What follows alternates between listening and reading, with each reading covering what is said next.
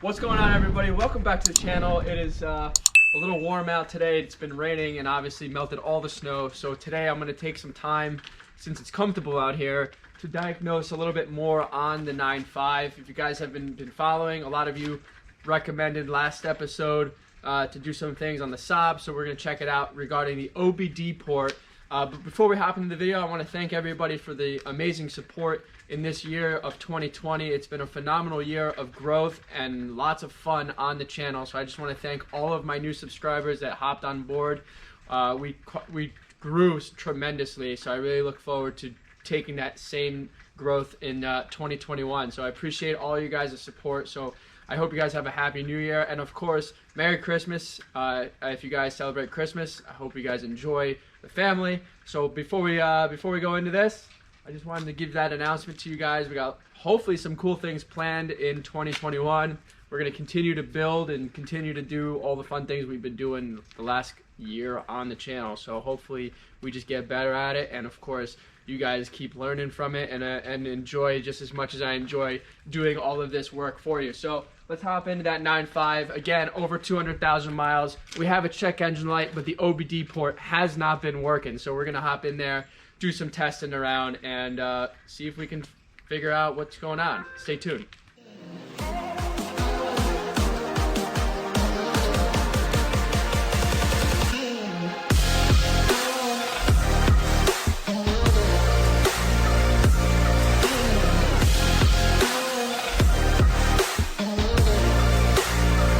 Alright boys, so before we hop into all of this, I got a battery here that's giving me some life.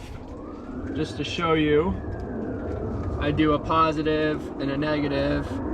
We're getting 12.48 volts on this battery, so we got some juice in there. And what I'm going to do is, obviously we're not getting any sort of positive readout on the OBD port. So I'm going to test to see if the ground's working by putting this to the ground and then putting this to the positive on the battery to see if the ground is working. So if the ground is working, then there's obviously a problem with the positive line. If none of it's working, then obviously we have another issue to address. So let's see what this looks like. And we are getting zero ground, or there's two ground wires here. There's nothing. So obviously we have an issue coming from somewhere else. So the next thing we're going to do is get under the hood and inspect something. Let's check it out. Just for the record, guys, off camera about a month ago, or about 2 weeks ago, I took off all of the I took out all of these fuses here to inspect them, and they're all actually perfectly fine. So I'm not going to worry about that. Just want to let you guys know, because I know some of you were mentioning that some of those fuses could have something to do with the OBD port. The other item here that we messed with a couple months ago was the harness here. We actually put electric dye in there to protect the electrical connectors, but I'm wondering if that caused an issue with the OBD port. So we're gonna go ahead in there, clean that all up, get the electrical dye out, wipe it down, and reapply it and see if that fixes our issue.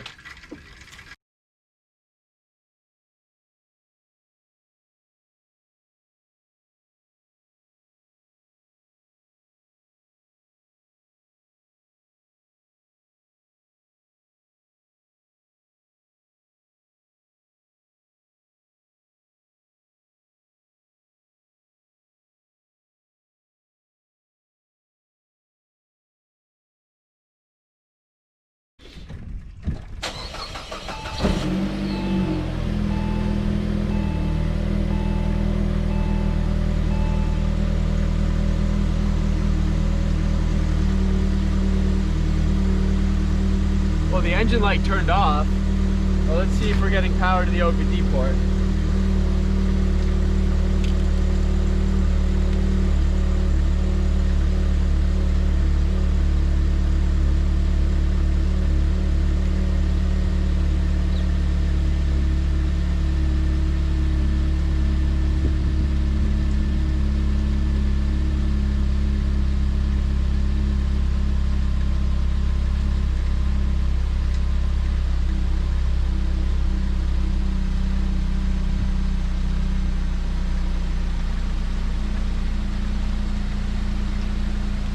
nothing.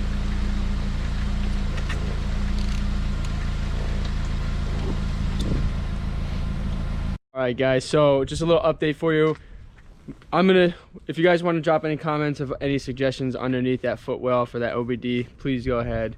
You guys just watch me do some stuff. So anyways, this car has been driven across the country to Chicago and back, plus a couple snowstorms at this point. So today I decided, while I was nice and warm and cozy out here for the most part, and not snowy and salty anymore, give this thing a quick wash. So we just washed the car, give you guys a little walk around tour, and also clean the inside for the actual first time in probably 2 or 3 months. I haven't cleaned this inside in a long time. So here's just a little update for you on the interior refresh.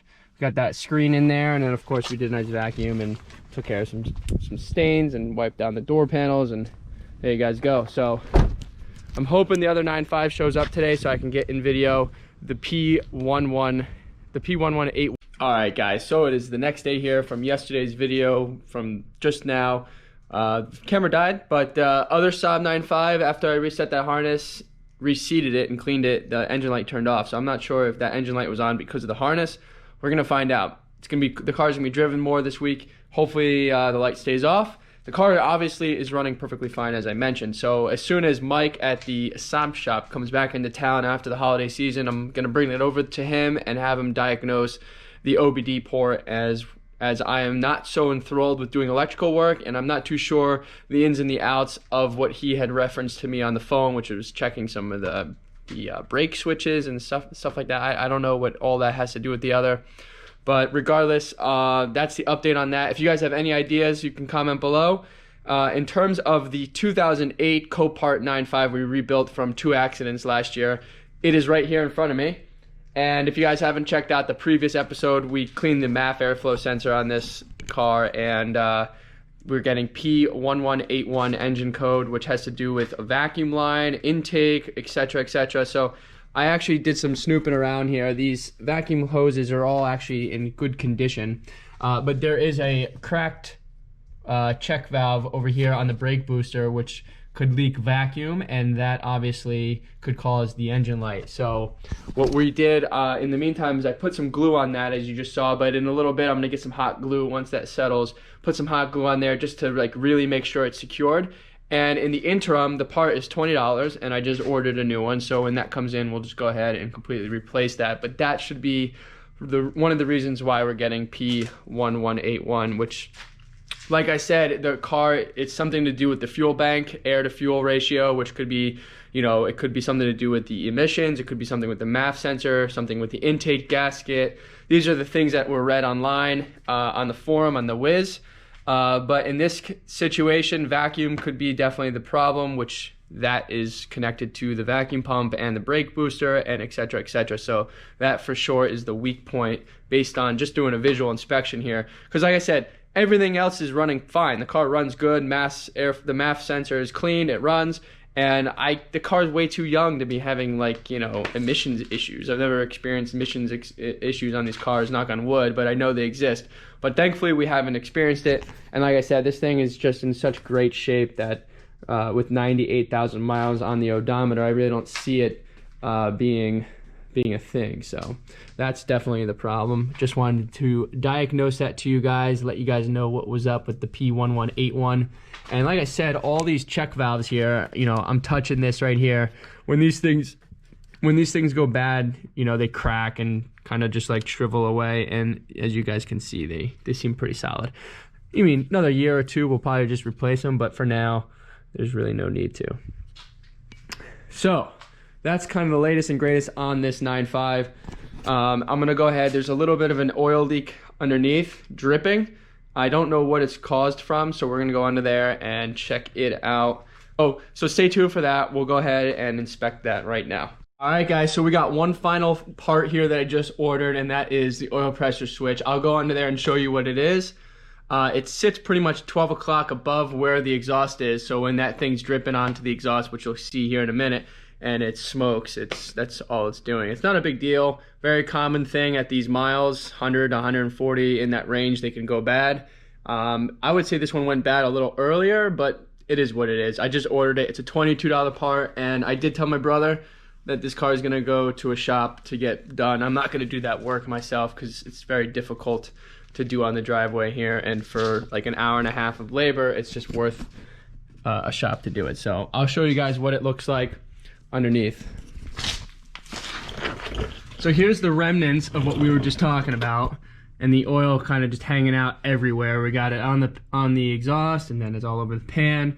But we just did the oil pan, so it's not the oil pan that is leaking, and I'll show you more. Let's do it. Oh, it's very difficult to see, but if you guys can look, pretty much right where the camera's facing is the starter motor, and if you look just right underneath it, you'll see all the oil that is coming down. So all that oil coming down tells me that it's coming from the oil pressure switch, because the oil pressure switch sits right behind that starter motor. So it is just kind of leaking, and if you guys look at the bottom of the engine here, on the back side, it's very hard for me to even see right here, but it's all moist down there. So it's just literally dripping down, causing a mess.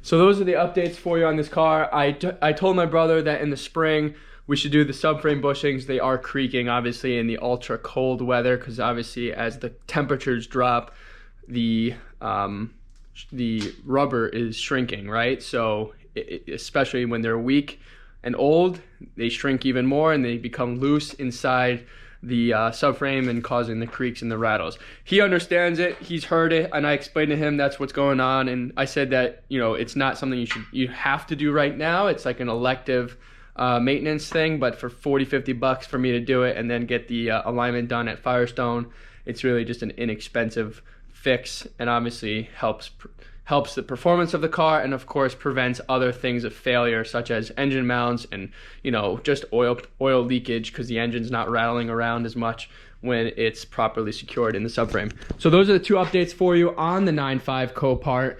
I'm gonna go ahead, now that that glue settled for about an hour, we're gonna go ahead and put some hot glue around that as well, just for the next couple days before the part comes in. Hopefully turn that engine light off.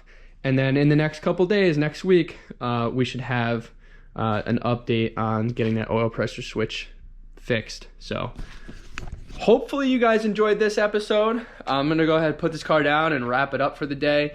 Nothing too crazy, thankfully. Like I said, 2,000 miles have been put on this car over the last couple months, and now the car is going to be daily driven quite a bit more now, probably, you know, 2 hours each day. So it's good to have these things addressed, make sure it's solid and totally road worthy for distance driving.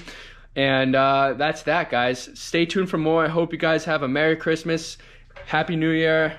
We're going to be continuing to upload the next couple weeks, so maybe I'll take a little bit of a break, but for the most part, I think we should be on target. We'll see how things go. So thanks for watching. Drop a comment below, give this video a like, and of course, as always, smash the subscribe button and follow me at Kyle Pancis if you guys would like to chat more about some of the car problems you may be having, or talk about your projects, or ask me anything you guys want. So stay tuned. Thanks for watching. I'll see you next time.